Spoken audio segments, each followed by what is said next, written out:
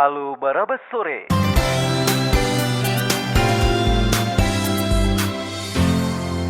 Halo Barabas Sore.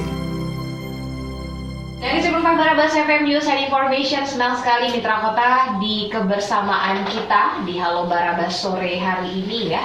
Sudah akan kita buka dengan 3 narasumber yang siap hadir untuk menemani kita di Halo Barabas Sore selama 1 jam ke depan sampai pukul 16 atau 4 sore ya.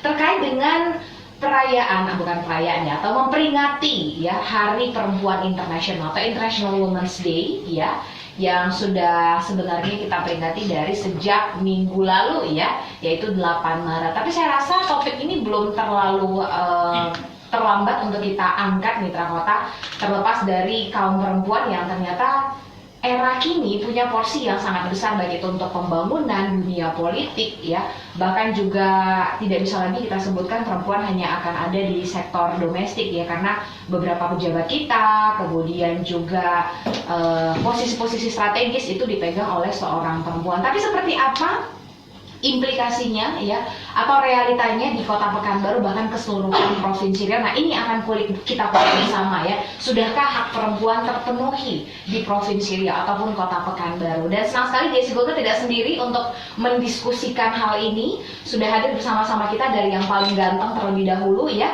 Ada Bapak Nugroho Noto Susanto, Komisioner KPU Provinsi Riau, yang juga merupakan anggota termuda di periode 2019-2024 sekaligus Koordinator Divisi Partisipasi Masyarakat dan SDM. Selamat sore Pak Nugi. Selamat sore Mbak Jesi, apa kabar? Luar biasa, kabarnya seperti apa Pak Nugi? Kembali saya tanyakan. Always feel better lah gitu ya. Apalagi kalau bertemu saya ya. Oh, enggak ya. Kemudian di sayap kanan saya ya, garis lurus di depan saya ada Ibu Herlia Santi yang merupakan konselor unit layanan perlindungan perempuan dan anak Dinas PPPA Kota Pekanbaru sekaligus koordinator Puspaga atau Pusat Pembelajaran Keluarga tentunya di Dinas Pemberdayaan Perempuan dan Perlindungan Anak Kota Pekanbaru. Selamat sore Mbak Herlia Santi. Sore Mbak Jesi. Apa kabar? Sehat? Alhamdulillah, tapi agak sedikit batuk. Oke, siap. Nggak apa-apa, kita maklumi ya. Cuaca. Iya, cuaca. Kemudian yang sebelah kanan saya ya, yang cantik juga di sini ada Ibu Ade Hartati, Ketua Komisi 5 DPRD Provinsi Riau periode 2019-2024, sekaligus Sekretaris Fraksi PAN DPRD Provinsi Riau. Selamat sore Ibu Ade. Selamat sore, Assalamualaikum warahmatullahi wabarakatuh. Waalaikumsalam. Sehat ya? Alhamdulillah sehat. Luar biasa. Senang sekali saya bisa mengumpulkan orang-orang hebat di depan saya untuk membicarakan terkait dengan International Women's Day di hari ini ya, di Halo Barabas kesempatan ini, dan saya yakin untuk Anda yang juga tertarik untuk mengomentari ataupun juga bertanya dengan narasumber saya yang luar biasa di sore hari ini, silahkan angkat telepon, SMS atau WhatsApp Anda, pergunakan dengan baik di 0822 8504 6975. Kita ke Mbak Santi dulu ya. Ini sebenarnya kalau kita kulik kasus-kasus terkait dengan mungkin kekerasan atau eksploitasi perempuan ya, pencabulan dan sebagainya, itu seperti apa? Masih banyak nggak sih di Kota Pekanbaru? Silakan Mbak. Ya, karena saya berada di unit layanan, jadi saya hanya bisa dapat gambarkan bahwa kasus yang masuk ke unit layanan itu setiap tahunnya cenderung meningkat, baik itu terhadap anak maupun perempuan. Jadi begitu Mbak Jesi.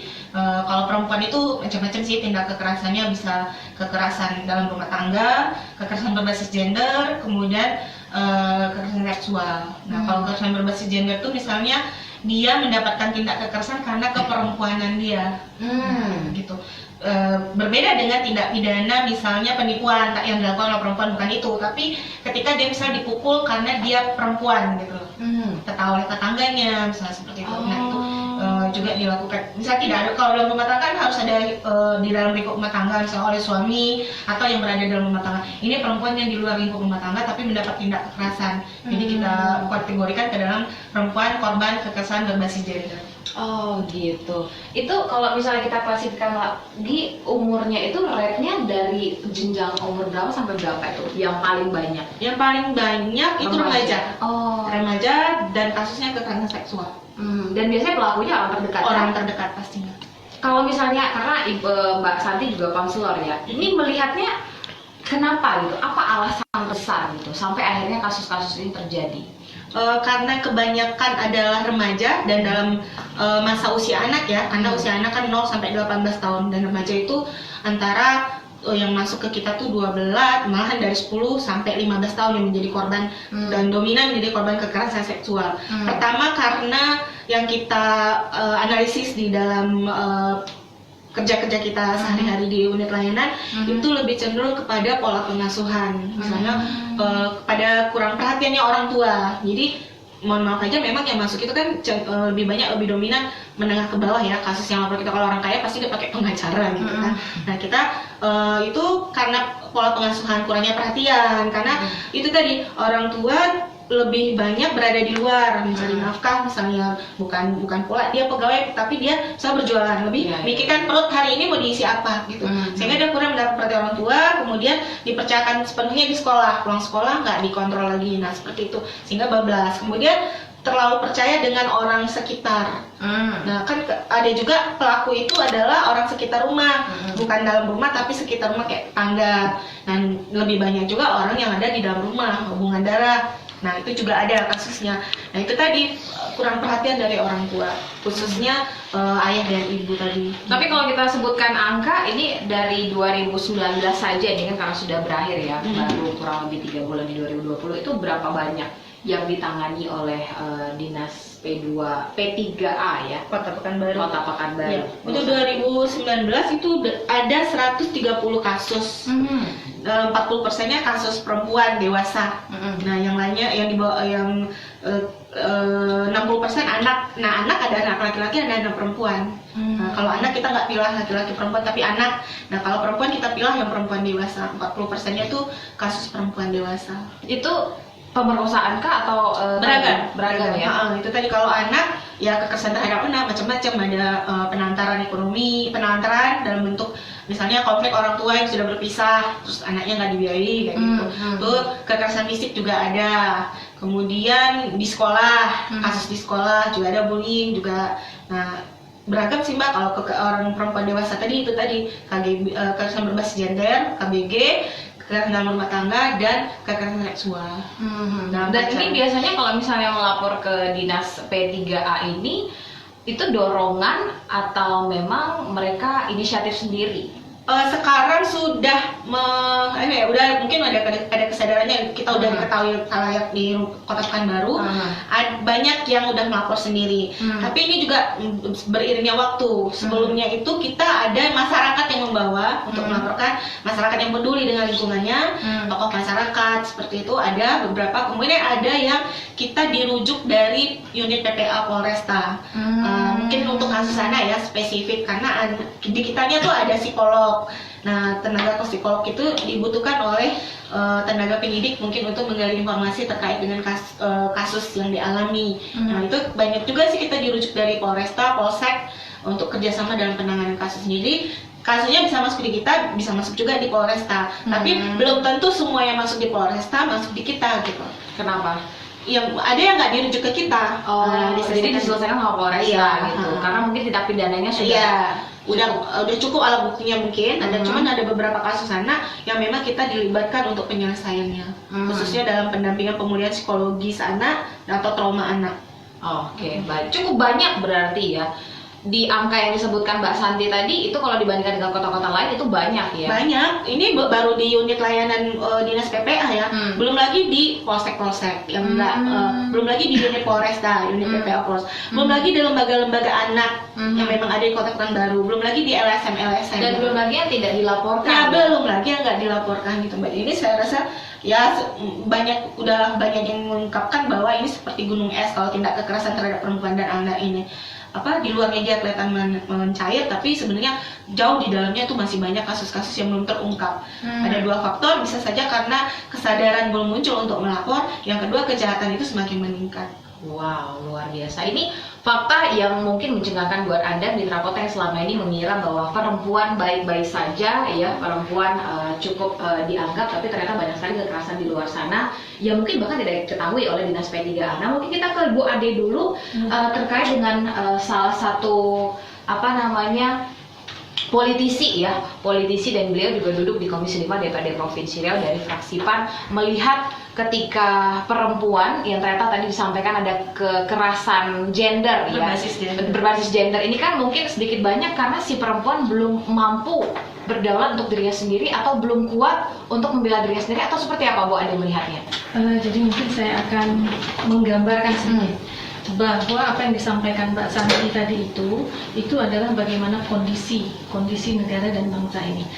Negara dan bangsa ini kan dibangun oleh sistem demokrasi yang sangat terbuka. Nah, sistem demokrasi itu menghasilkan pemimpin-pemimpin sebagai pelaksana negara, yang kita harapkan dapat nanti melakukan perubahan sosial. Nah, sistem demokrasi kita ini kan sudah sangat terbuka. Satu orang punya satu suara.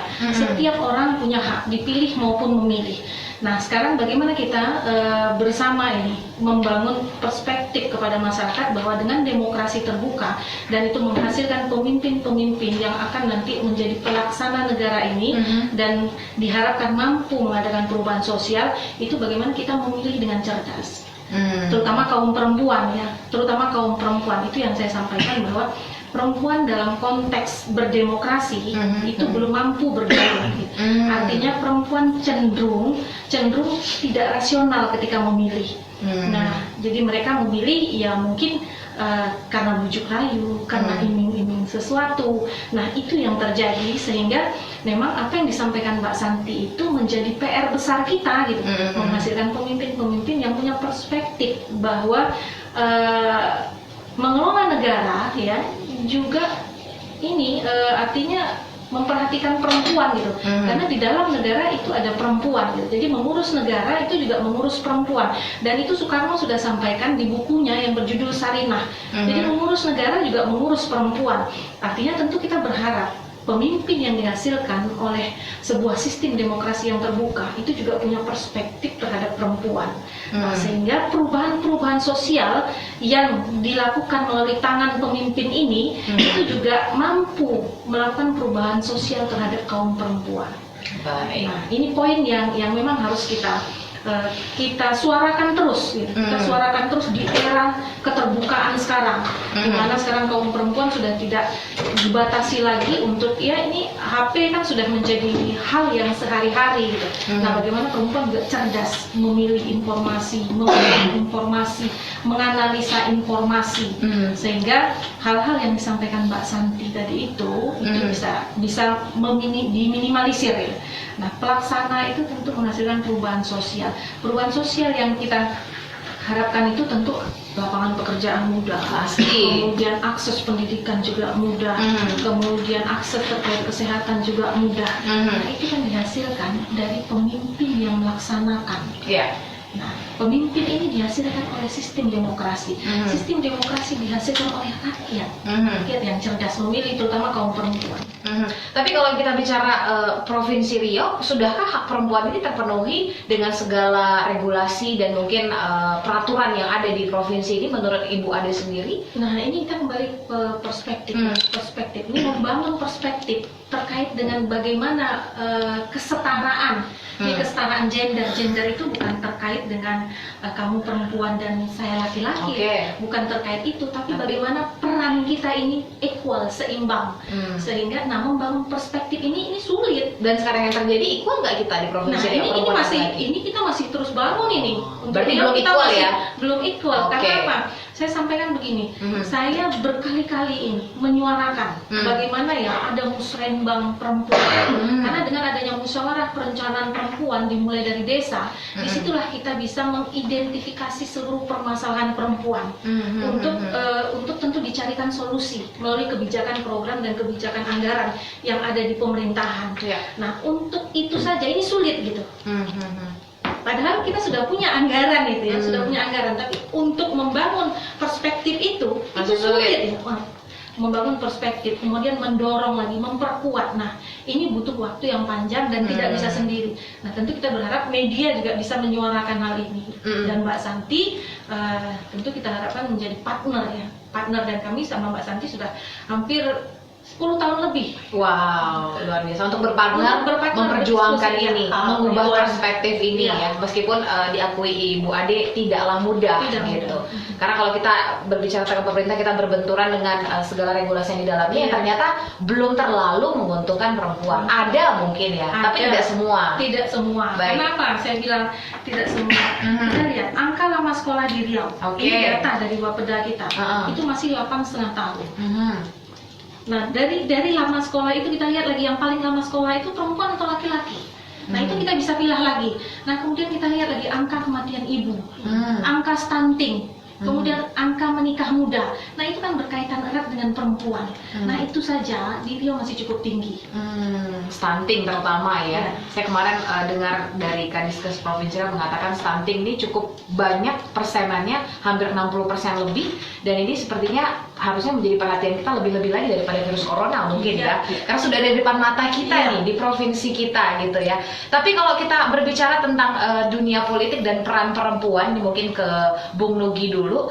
Sebenarnya seperti apa kebijakan yang ada di atau regulasi ya berdemokrasi kita nih di negara kita ini sendiri, Bung Nugi? Oke, Sudahkah menguntungkan perempuan? Gitu? thank you Mbak atau Kak Jessie ya, dan juga pendengar setia Barabas FM Mitra Kota. Mitra Kota. Siap.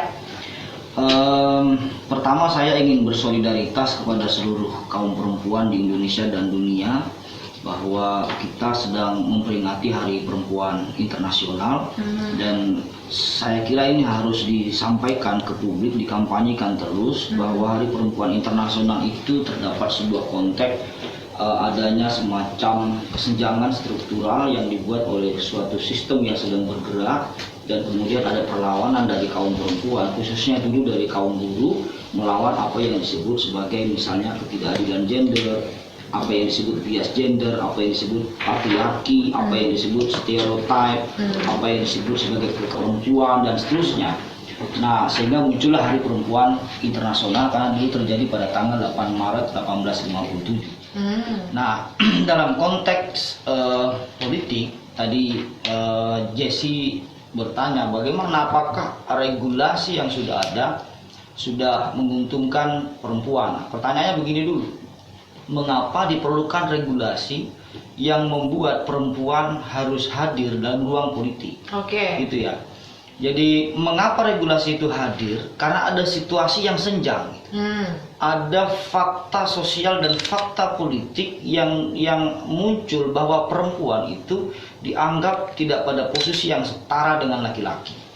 Gitu ya. Tadi sudah disampaikan oleh Kak Santi dan Bu Ade bahwa misalnya di aspek kesehatan, perempuanlah yang paling banyak menerima beban daripada persoalan kesehatan. Apakah stunting, apakah gizi buruk, apakah meninggal pada saat melahirkan, dan seterusnya. Kemudian pendidikan ini perempuanlah yang paling sering dikorbankan akibat daripadanya pemprioritasan kepada kaum laki-laki daripada perempuan. Kalau ada anak dua, satu cowok, satu cewek, yang diutamakan adalah laki-laki dan bukan perempuan. Misalnya, itu ada contoh bias gender misalnya. Dalam konteks budaya juga seperti itu. Perempuan selalu ditaruh di dapur dan yang di tengah adalah laki-laki misalnya gitu ya. Kemudian apalagi di aspek politik itu dianggap perempuan tidak bisa mengatur negara dan otak perempuan tidak sanggup untuk mengelola negara. Itu adalah ungkapan-ungkapan stereotip yang selama ini muncul gitu. Nah, apalagi di ranah-ranah bahkan di level pendidikan, bahasa saja misalnya. Bahasa itu sering sekali kita dengar, misalnya gini, misalnya kalau mau menyebut ketua gitu ya, kita selalu menyebutnya chairman gitu ya. Padahal chairman itu men itu laki-laki gitu. Kenapa tidak disebut chairperson gitu misalnya gitu kan? Atau kameramen gitu. Kamera person misalnya. Nah, dari segi bahasa saja kita sudah banyak menemukan terjadinya apa yang disebut ketidaksetaraan gender. Apalagi di ranah politik. Nah, karena adanya kesenjangan itu, maka kelompok perempuan itu mendorong apa yang disebut sebagai affirmative action. Oke, apa itu? Tindakan afirmasi itu adalah sebuah tindakan yang membuat suatu kebijakan yang membuat perempuan itu lebih mudah diberikan jembatan transformasi untuk bisa hadir dalam ruang politik dengan aturan regulasi yang dibuat. Misalnya apa? PBB telah menetapkan bahwa dari 100% pengambil kebijakan, 30% itu dimungkinkan untuk melakukan perubahan. Maka kemudian ada bahasa di dunia ini, ada keterwakilan minimal 30% yang diberikan terhadap perempuan pada kursi-kursi politik. Oke. Nah, bagaimana dalam konteks regulasi kita?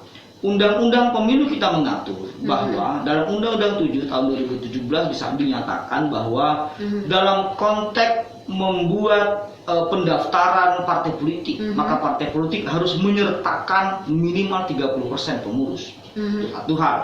Itu harus disertakan dan KPU bertugas untuk memverifikasi secara faktual. Kalau seandainya 30% itu tidak terpenuhi, maka partai politik tidak bisa mendaftar sebagai peserta pemilu dan karenanya dia tidak bisa ikut pemilu, dan seterusnya. Baik. Kemudian yang kedua, daftar calon legislatif.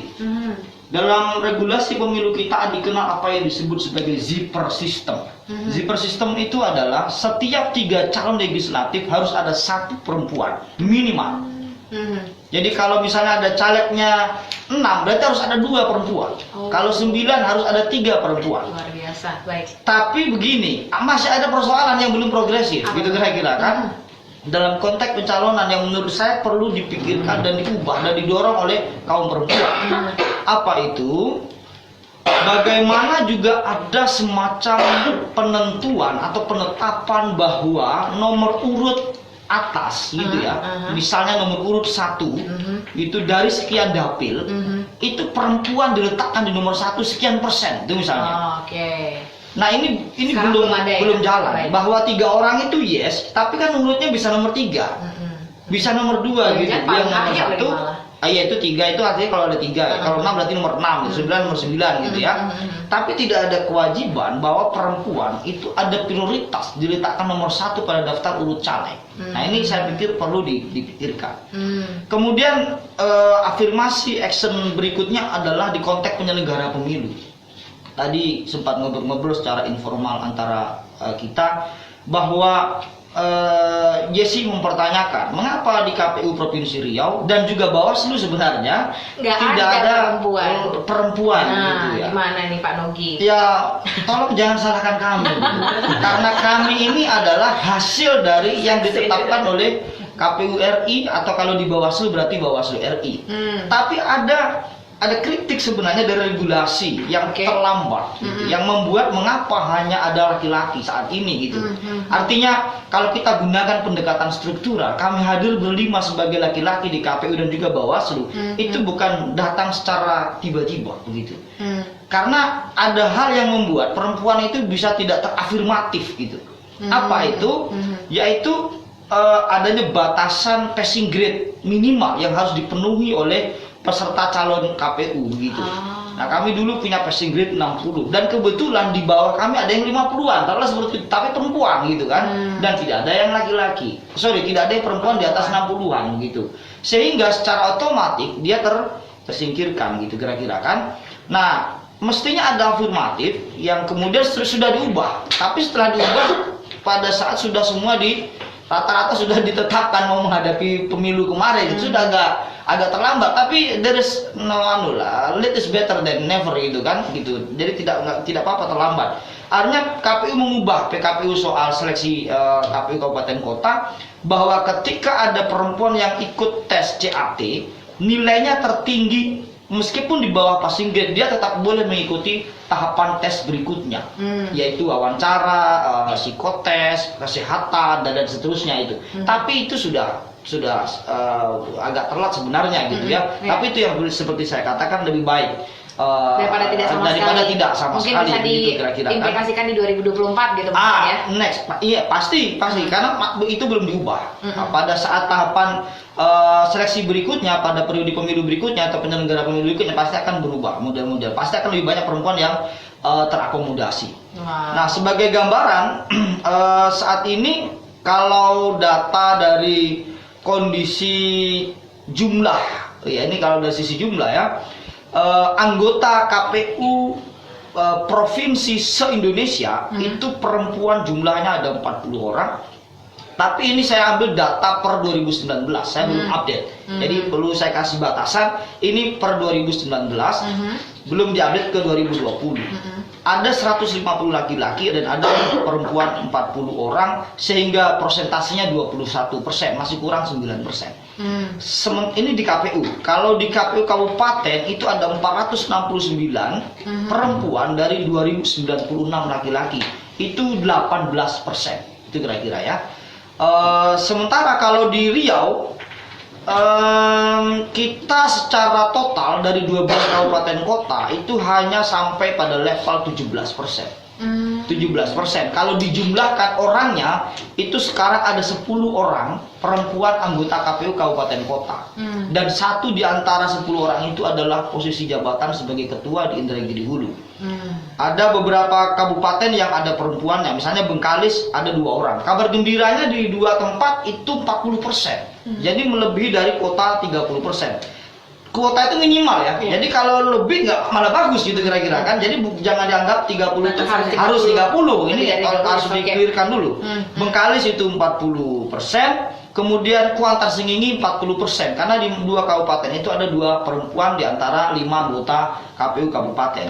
Ini agak lebih menggembirakan karena kalau saya tidak salah hitung, kalau hanya ada 5 perempuan seprovinsi Riau.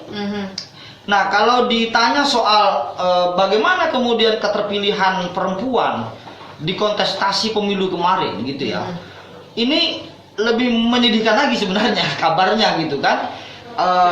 Iya, karena data yang ditunjukkan itu justru mengalami degradasi dibanding dengan pemilu 2014. Dalam konteks pemilu DPRD provinsi. Jadi pada pemilu 2014 itu ada 18 anggota DPRD perempuan. Kalau dipresentasikan itu 28%, dan pada pemilu 2019 hanya tinggal 12 orang dengan 18%. Jadi hilang 10%. Nah, itu dalam konteks DPRD provinsi. Kalau dalam konteks DPRD kabupaten kota yang terpilih hari ini, itu memang ada 3 kondisi. Ada yang sama, tidak berubah sama sekali jumlahnya dengan yang 2014, itu di Bengkalis. Sebelumnya 2014 itu ada 4 orang terpilih perempuan, 2019 juga 4 orang. Tapi ada yang naik di 3 kabupaten kota. Satu di Indragiri Hilir, kedua di Rokan Hilir, dan yang kedua adalah Kota Pekanbaru. Di Indragiri Hilir pada pemilu 2014 itu hanya ada 4 perempuan, dan sekarang 2019 ada 6 orang. Bertambah dari 9% menjadi 13%. Kalau di Rokan Hilir itu dari 3 orang bertambah menjadi 8 orang. Ini pertambahannya luar biasa. Ya? Dari 3 ke 8. Jadi dari 7% menjadi 18%. Itu luar biasa, 11% tingkatnya. Terus terakhir Kota Pekanbaru 2014 itu ada 7 orang, sekarang nambah 2 menjadi 9 orang. Selebihnya daripada 4 itu tadi, datanya menurun jumlah anggota perempuannya. Jadi selain dari Bengkalis, Inhil, Rohil, dan Kota Pekanbaru, itu seluruh anggota DPRD-nya turun. Bahkan di Pelalawan itu sekarang nggak ada perempuan satupun, 0%. Di Kabupaten Pelalawan. Jadi Inhu, Kampar, Meranti, Kuansing, Pelalawan, Rokan Hulu, Siak, Kota Dumai, itu semuanya turun. Bahkan saya katakan di Pelalawan saat ini tidak ada anggota DPRD perempuan 1 orang pun. Padahal di periode 2014 ada 2 orang perempuan di sana. Nah, itu gambaran dari keterpilihan perempuan. Padahal data dari pemilih yang hadir ke TPS gitu kira-kira ya, banyak itu perempuan jauh lebih tinggi daripada laki-laki. Persenannya berapa tuh? Kalau keseluruhan provinsi. Kalau dilihat dari total provinsi ya, ini berarti 17 April kemarin ya? Iya, yang kemarin, yang 2019. Yes. Itu angkanya lumayan ya. Jadi sebenarnya nggak terlalu jauh, tapi perempuan jauh lebih di atas daripada laki-laki gitu ya. Kalau tingkat partisipasi masyarakat yang normal gitu ya, saya totalkan keseluruhannya gitu. Untuk di situ kan ada pilpres, ada DPD, ada DPR, ada DPRD, ada DPRD provinsi. Iya. Kalau untuk pilpres itu perempuan 86,38%, Wow. perempuan 83,04%, gitu ya. Sementara data pemilih antara laki-laki dan perempuan itu lebih banyak data pemilih laki-laki daripada data pemilih perempuan. Berarti dengan Gitu. artian laki-lakinya tidak mau memilih saat itu, makanya Lebih banyak yang tidak memilih laki-laki daripada perempuan. Padahal kontribusi Baik. jumlah data pemilih itu lebih banyak laki-laki Baik. daripada perempuan. Hal itu juga terjadi di kelompok pemilih disabilitas. Jadi kelompok pemilih disabilitas itu laki-laki juga lebih banyak daripada perempuan jumlahnya, tapi pemilih perempuan justru juga jauh lebih banyak daripada laki-laki gitu. Hanya saja ada sebuah pertanyaan besar di situ. Ternyata suara perempuan tidak untuk perempuan. Bu Ade sebagai politisi perempuan dari Partai Amanat Nasional ini melihatnya seperti apa? Ya, jadi mungkin saya menyambung apa yang disampaikan Mas Nugi ini biar nggak blur kan. Banyak pemilih perempuan tapi keterwakilan perempuan ini nggak ada. Jadi suara perempuan ini kemana gitu. Jadi begini Mbak, Mas Nugi kan pelaksana, Ya, saya adalah pelaku di lapangan. baik. Jadi dari observasi, dari pengamatan, dari pengalaman saya hampir 3 periode berpolitik, saya melihat ada pergeseran nilai-nilai sosial dalam diri perempuan. Itu yang saya sampaikan tadi, bahwa perempuan tidak memilih secara rasional. Jadi dia tidak akan melihat bahwa orang itu punya kapasitas, orang itu punya kemampuan, nggak melihat itu. Berarti pergeseran ini ke arah yang negatif, Nah, berarti karena semakin negatif. tahun. Iya, Oke. jadi pemilu demokrasi terbuka kita ini menghasilkan pergeseran nilai-nilai pada kaum perempuan. 2009 saya pertama ikut caleg. Oke. Itu perempuan masih sangat militan dan masih sangat setia dengan pilihannya, dengan ketetapan hatinya. Nah, bergeser di 2014 itu perempuan sudah mulai bergeser. Mereka sudah memilih karena yang ini bawa ini, yang ini bawa ini nggak bawa apa-apa. Tidak lagi melihat individu caleg, kapasitas personal, tidak melihat itu. Gitu. Nah, 2019 ini ternyata lebih parah lagi. Gitu. Ini lebih parah lagi. Bahkan kaum perempuan itu sudah menakar dengan harga-harga tertentu. Nah, inilah kenapa yang disampaikan Mas Nugi itu terjadi. Nah, itu realita yang ada, bahwa ini adalah PR berat kami kaum perempuan untuk memberi edukasi terhadap perempuan bahwa memilih itu ini terkait sosok yang akan memimpin kita, sosok yang akan melahirkan regulasi yang tentunya kita harapkan ini berpihak pada perempuan gitu. Tapi Mau Bu Ade, itu yang dipilih legislatif, mau itu yang dipilih eksekutif, kepala daerah dan sebagainya, tapi itu harus dilihat dari sosok personalnya. Jadi kemampuannya, kapasitasnya, integritasnya, kemudian juga bagaimana dia mampu melaksanakan apa yang diamanahkan, mampu menyuarakan apa yang diamanahkan. Nah, hal-hal ini yang memang belum dipahami oleh hampir kebanyakan perempuan di belum akar rumput. dipahami atau mungkin bahkan masyarakat merasa selama ini ketika mereka menjabat tidak terwakilkan, akhirnya mereka tidak mau memilih lagi si politisi-politisi perempuan ini. Menurut Bu Ade yang Nah, mana? jadi begini Mbak, ini kan kita harus punya banyak waktu untuk mengedukasi bahwa eksekutif itu tupoksinya, tugas fungsinya A, B, C, bahwa legislatif itu tugas fungsinya adalah legislasi, kemudian hak budgeting, controlling, pengawasan. Nah, ini yang harus diberi pemahaman kepada kaum perempuan di akar rumput bahwa tidak seluruhnya legislatif maupun eksekutif itu mampu melaksanakan apa yang sudah diamanahkan jika itu tidak pada tupoksinya. Nah, hal-hal seperti ini mungkin yang harus diberi pemahaman kepada masyarakat sehingga masyarakat tidak sekonyong-konyong menyampaikan bahwa ini kan tidak memenuhi janji, ini kan tidak. Nah, ini yang memang harus kita beri pemahaman kepada masyarakat, terutama kaum perempuan di akar rumput.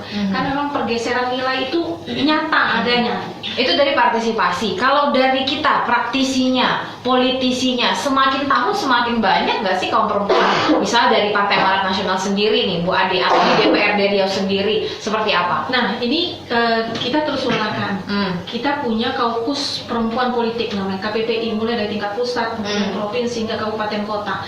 Nah, ini kita menyuarakan bahwa partai-partai politik itu punya tanggung jawab untuk melahirkan perempuan-perempuan yang memang dia bisa survive di ranah politik. Karena cukup berat, survive di ranah politik itu cukup berat. Karena tidak hanya terkait dengan kapasitas, tidak hanya terkait dengan integritas, tapi juga terkait dengan pendanaan, penganggaran.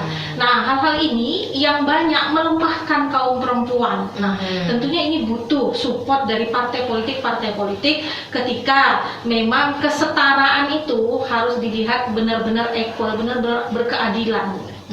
Dari PAN sendiri, karena kebetulan nih Bu Ade politisi ya, dari PAN sendiri seperti apa? Sudahkah berpihak kepada kaum perempuan? Nah, dari hasil pileg kemarin kayaknya hanya beberapa partai ya Mas ya yang memang kena punishment, mungkin bukan punishment, hampir tidak bisa ikut sebagai peserta kontestasi caleg karena tidak mencalonkan 30% perempuan. Nah, alhamdulillah Partai Amanat Nasional mulai dari pusat, provinsi hingga kabupaten kota kami bisa mengikuti pelaksanaan pemilu kemarin dengan memenuhi 30% keterwakilan perempuan. Sebelum itu kan juga ada verifikasi partai dengan memenuhi 30% kepengurusan di partai politik.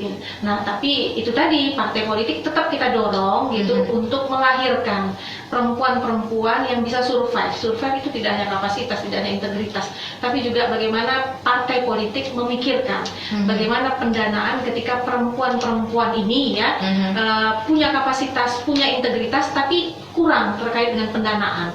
Nah, ini untuk lahirnya nanti kebijakan-kebijakan pelaksana yang memang punya punya pola pikir terkait dengan perempuan. Baik.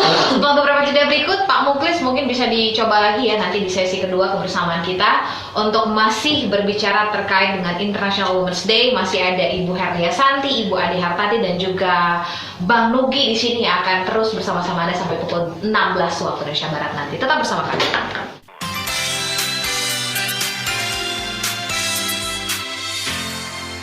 Halo Barabas Sore. Halo Barabas.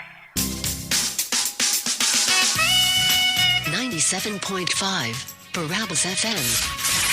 News and information.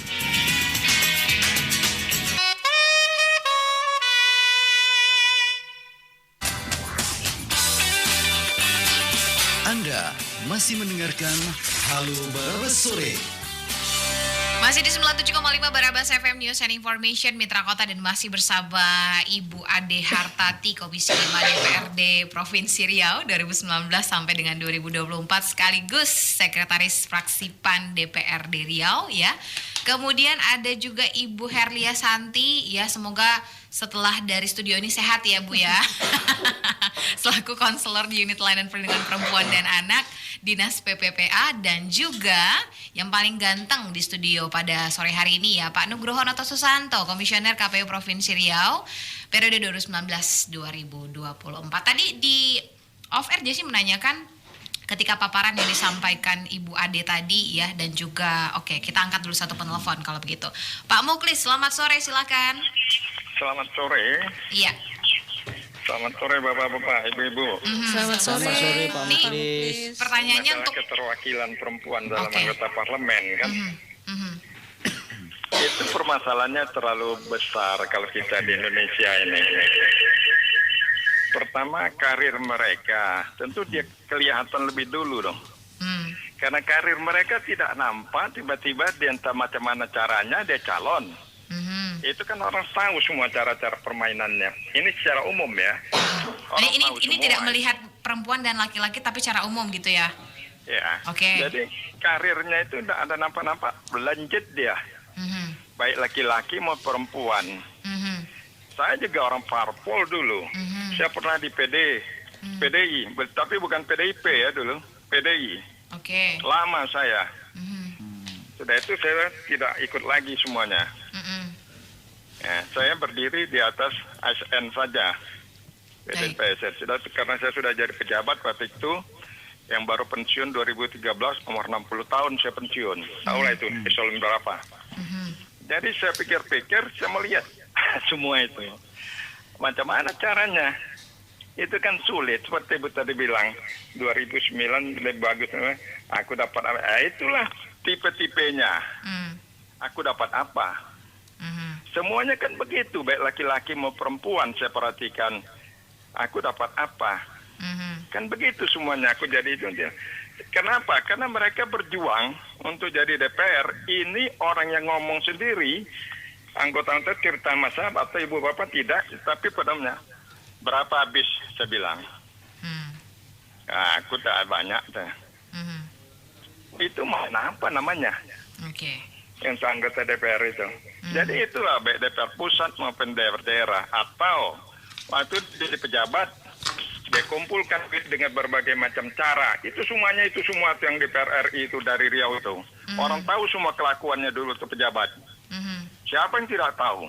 Bisa tanya sama rakyat di Riau ini. Tapi itulah kelakuan kita. Gimana caranya? Nah, nanti kita lihat lagi tingkat kejahatan. Laki-laki perempuan dari korupsi. Perhatikan sajalah. Kalau saya bohong. Kalau saya memfitnah. Kita lihat mana yang lebih banyak. Balan-balan kalau ada laki-laki yang terperiksa oleh polisi, tanya di Polda itu. Yang dia salahkan siapa? Istrinya. Pada umumnya. Tanya di Polda Riau atau pemeriksaan penyidikan. Tapi kalau menurut Pak Muklis lebih banyak kalau yang tertangkap korupsi khususnya perempuan apa laki-laki, Pak?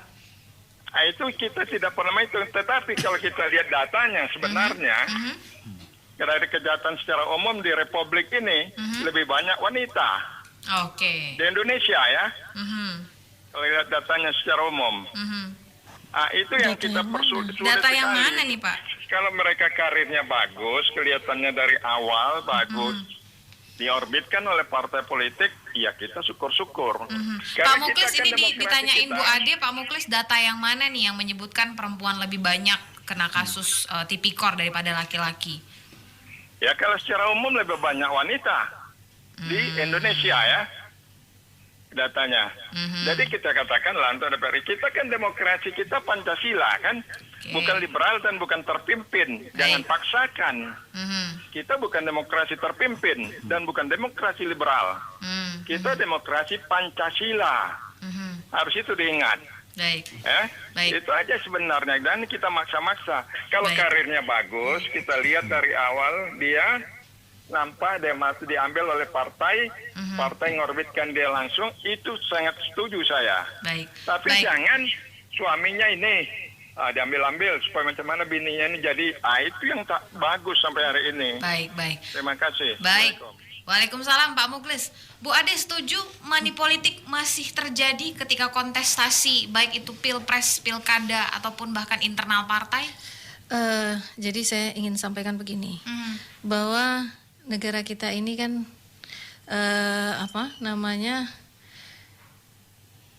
dibangun oleh sebuah sistem demokrasi. Demokrasi yang sangat terbuka. Nah, ketika demokrasi yang sangat terbuka ini siapapun bisa dipilih dan siapapun bisa memilih siapa. Nah, ini tidak lagi melihat faktor-faktor mungkin kapasitas, integritas dan lain-lain, tapi lebih kuat mana yang punya daya tarik. Daya tarik dalam arti ya dikarenakan mungkin ya ini kita harus uji lagi ini. Dikarenakan mungkin masyarakat kita punya keterbatasan dan punya kekecewaan ya, keterbatasan secara ekonomi, kemudian kekecewaan dengan pengalaman yang lalu-lalu, sehingga nilai-nilai sosial yang harusnya muncul secara natural dan membawa dampak positif itu dikalahkan dengan nilai-nilai sosial yang muncul negatif, yaitu pragmatisme tadi.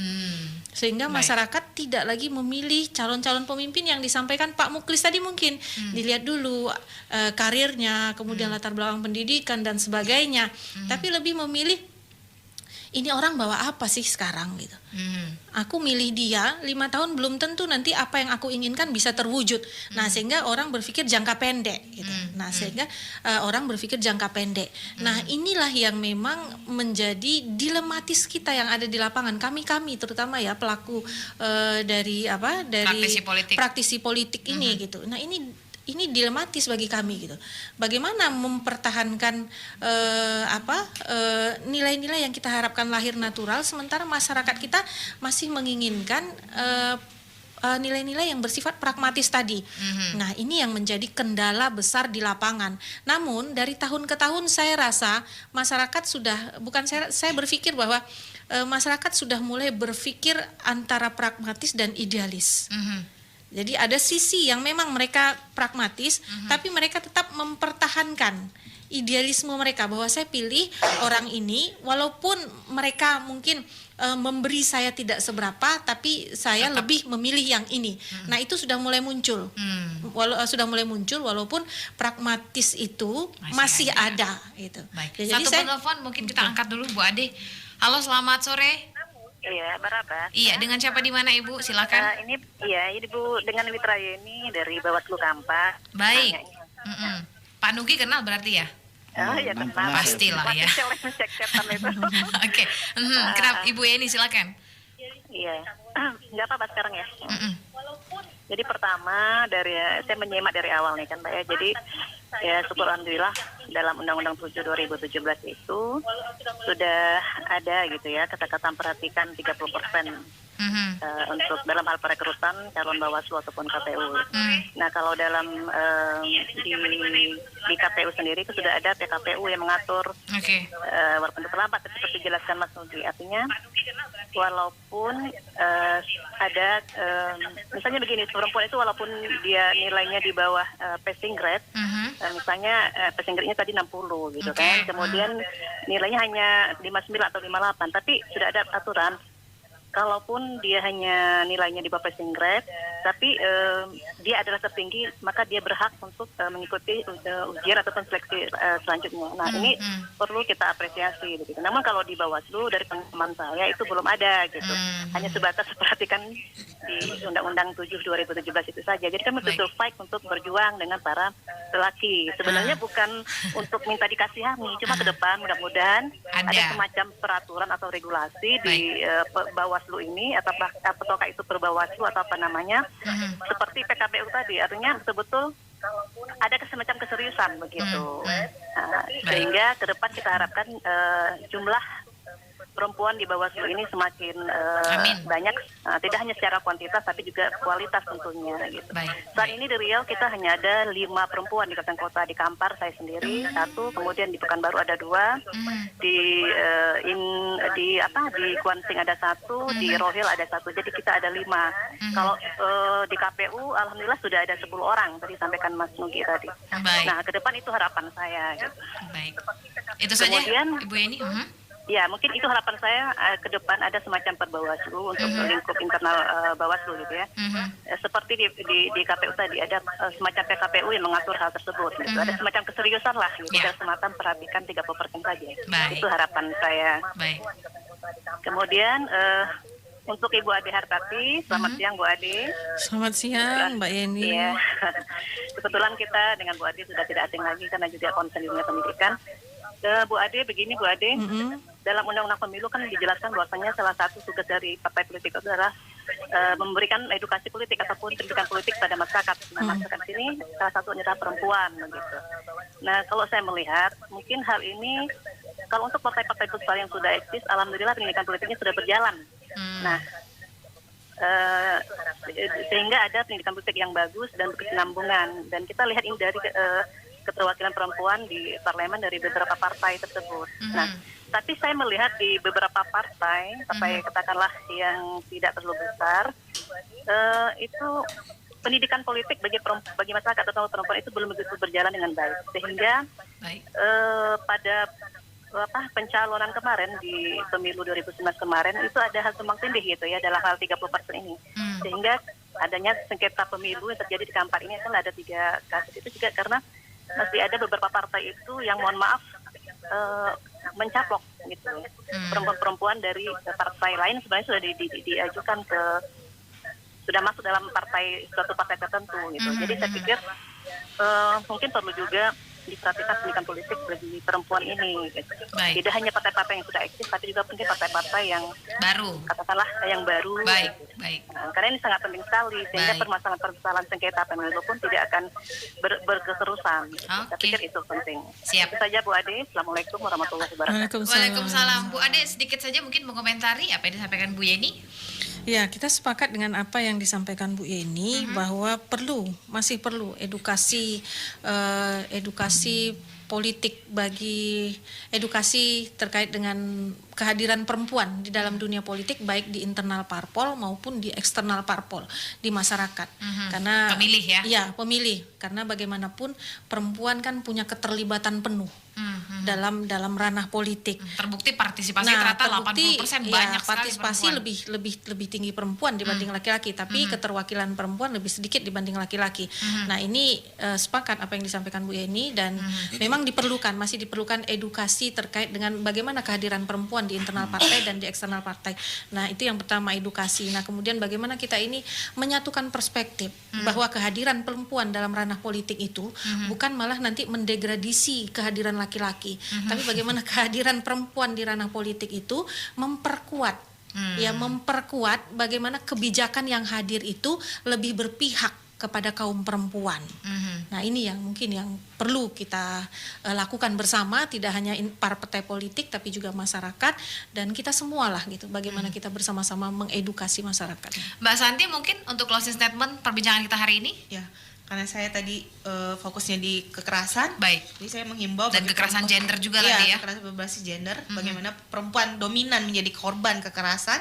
Ketika kekerasan itu terjadi, bukan berarti nggak ada laki-laki yang menjadi korban, tapi karena dominannya perempuan menjadi korban kekerasan. Saya menghimbau kepada semua perempuan ketika mendapat tindak kekerasan jangan tabu untuk melapor. Nah, melapor mungkin ke lembaga-lembaga pendampingan dulu deh, kalau nggak mau langsung ke polisi, mungkin malu atau takut karena di undang-undang dibunyikan sekali bahwa korban berhak didampingi oleh lembaga atau pekerja sosial atau pendamping. Jadi karena itu merasa dan kemudian ketika kita melapor kita komitmen emang benar ingin melanjutkan prosesnya.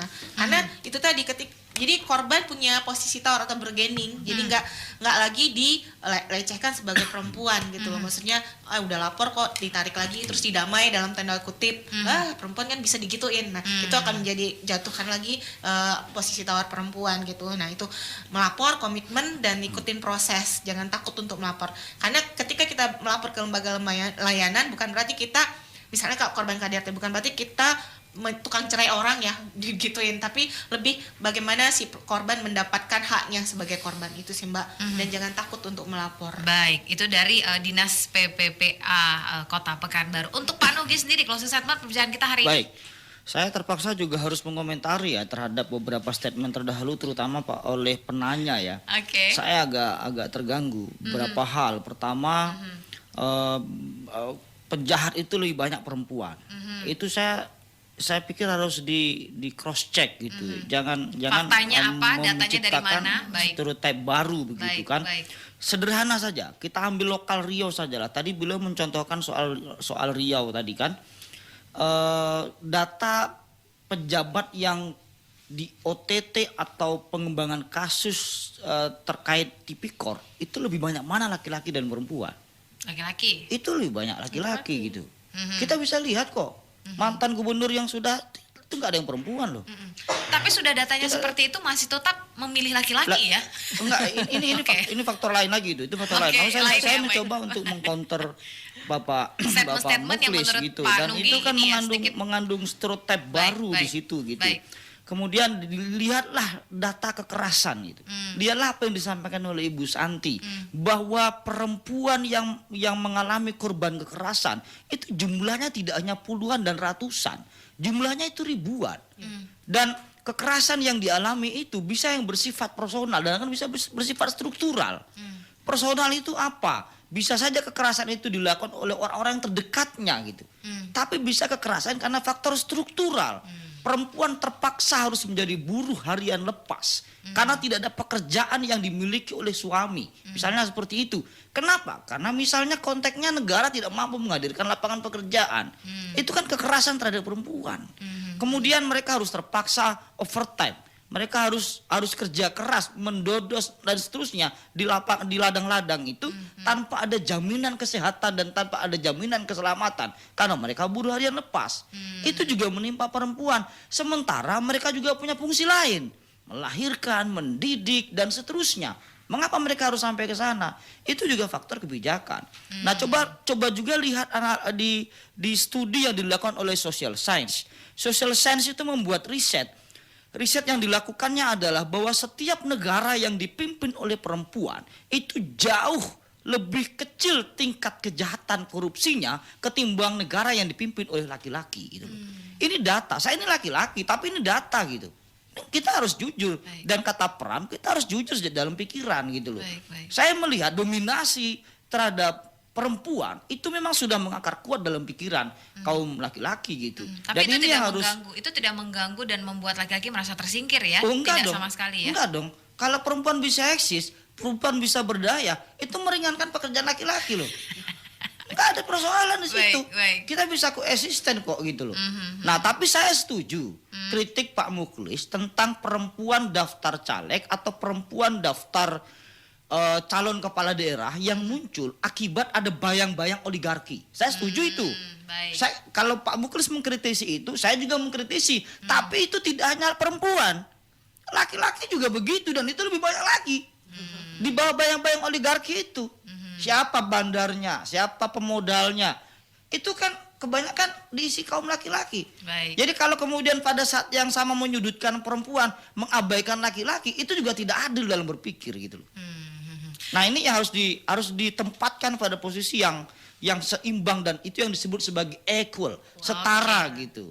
Nah, terakhir yang mau saya katakan, saya juga harus mengomentari Bu Ade gitu, bahwa benar bahwa hari ini perempuan tidak banyak yang memilih orang yang dianggap berkualitas karena faktor misalnya bisa gue beri apa, gitu ya? Ada faktor uang, misalnya ada imbalan dan seterusnya. Tapi saya pikir saya ingin menawarkan satu proposal pemikiran bahwa jangan sudut pandangnya itu dilihat dari perempuan itu ansih itu, tetapi ada faktor konteks atau sistem yang disebut oleh Bu Ade itu yang membuat mengapa banyak politisi sekarang harus menawarkan imbalan kepada pemilih, apakah itu laki-laki, apakah itu perempuan. Perempuan juga ada yang menerima, laki-laki juga ada yang menerima begitu. Tapi jangan letakkan perempuan sebagai sebuah unit analisis yang khusus bahwa dia adalah sebagai aktor utama gitu, sebagai pelaku aktif gitu. Posisinya dia korban juga sebenarnya gitu. Dari suatu konteks yang membuat dia tidak punya pilihan. Gitu loh. Nah, itu yang menjadi PR besar kita ya. Baik. Jadi mungkin sedikit lagi Mbak. Jadi gini. Jadi itu mungkin saya garis bawahi tadi ya. Saya garis bawahi apa yang disampaikan Mas Nugi tadi, bahwa apa yang terjadi saat ini, di awal tadi saya sudah sampaikan bahwa ini dikarenakan sebuah sistem demokrasi terbuka. Yang ini tidak ada ukuran ketika orang memilih itu. Nah, kecenderungan yang terjadi sekarang itu adalah banyaknya tawaran-tawaran, janji-janji yang tentu ini membuat orang memilih secara tidak rasional, irasional. Nah, tadi disampaikan data bahwa pemilih laki-laki itu lebih sedikit dibanding partisipasi perempuan. Nah, perempuan lebih besar partisipasinya. Nah, tadi saya sudah sampaikan bahwa ini ada pergeseran nilai-nilai sosial karena perempuan cenderung bersikap tidak rasional, cenderung irasional. Nah, ini melekat dalam diri perempuan, maka itu perempuan butuh edukasi, butuh bagaimana sosialisasi dalam memilih, butuh bagaimana menganalisa informasi sehingga perempuan itu cerdas dalam memilih. Dan yang disampaikan Mas Nugi bahwa perempuan tidak bisa menjadi tidak bisa dijadikan subjek bahwa ini karena perempuan, itu betul. Itu betul. Ini kita sampaikan tadi di awal bahwa ini karena demokrasi kita yang sangat terbuka. Mungkin itulah jadi PR kita bersama ya. Terima kasih, saya harus menyudahi diskusi ini, luar biasa sekali. Mungkin nanti akan ada episode selanjutnya untuk bapak-bapak dan ibu-ibu yang luar biasa hari ini. Terima kasih Bu Herlia Santi untuk kehadirannya, Ibu Ade Hartati, Bapak Nugroho Noto Susanto. Sama-sama Jesse dan Mitra Kota. Baik, selamat sore Mitra Kota, tapi Halo Baraba Sore masih akan kembali untuk Anda 2 jam ke depan sampai pukul 18. So, tetap stay tune tentunya di 97,5 Barabas FM News and Information.